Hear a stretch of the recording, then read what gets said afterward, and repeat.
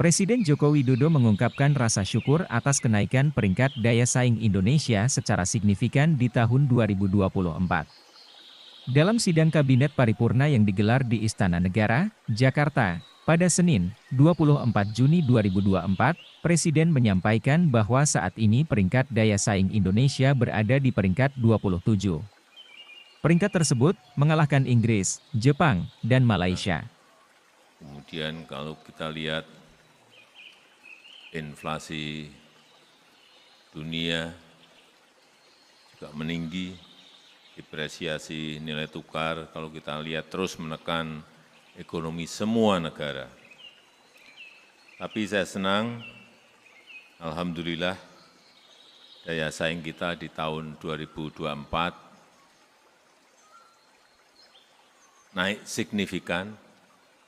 Ini penting karena ranking daya saing kita di dunia dari yang sebelumnya 44 melompat ke 34, kemudian sekarang melompat lagi ke angka 27. Ini dari yang dikeluarkan oleh IMD untuk World Competitiveness Ranking, dan yang saya senang ini mengalahkan Inggris yang berada di ranking 28, Malaysia yang berada di ranking 34, Jepang yang di ranking 38, Filipina di ranking 52, dan Turki di 53. Kita berada di ranking 27. Ini yang patut kita syukuri karena dari sinilah kita tahu di mana kita berada, di posisi mana kita berada.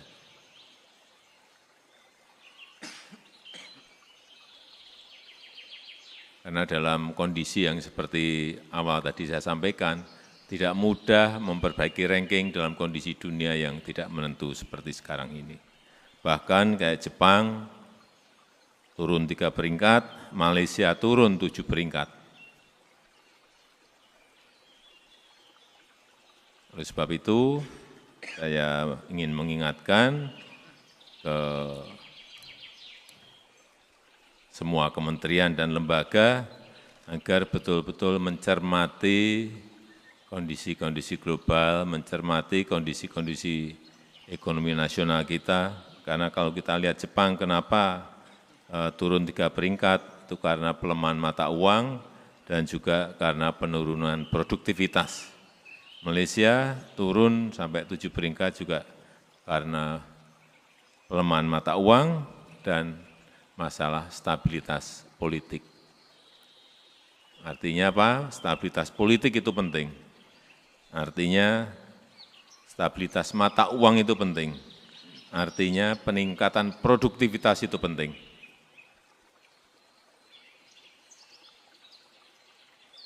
Dan yang dinilai dari kita, kenaikan utama daya saing Indonesia itu karena kepemerintahan, karena dunia usaha, dan karena ekonomi kita. Karena undang-undang cipta kerja kita mengalami peningkatan 8 level. Karena dunia bisnis kita yang semakin kompetitif, baik karena tenaga kerjaan maupun produktivitas, level kita menjadi naik 6 level. Dan karena ekonomi kita baik, kita bisa mengendalikan ekonomi, bisa meningkatkan growth, pertumbuhan ekonomi, itu menjadi kenaikan utama dari daya saing Indonesia. Tetapi juga di sisi efisiensi bisnis, kita melihat ketersediaan tenaga kerja dengan jumlah dan skill yang memadai, ini menyebabkan kita di level kedua. juga efektivitas manajemen perusahaan, ini urusan dunia usaha, kemudian juga masyarakat juga memberikan dukungan lewat perilaku dan budaya masyarakat kita dalam rangka daya saing tersebut.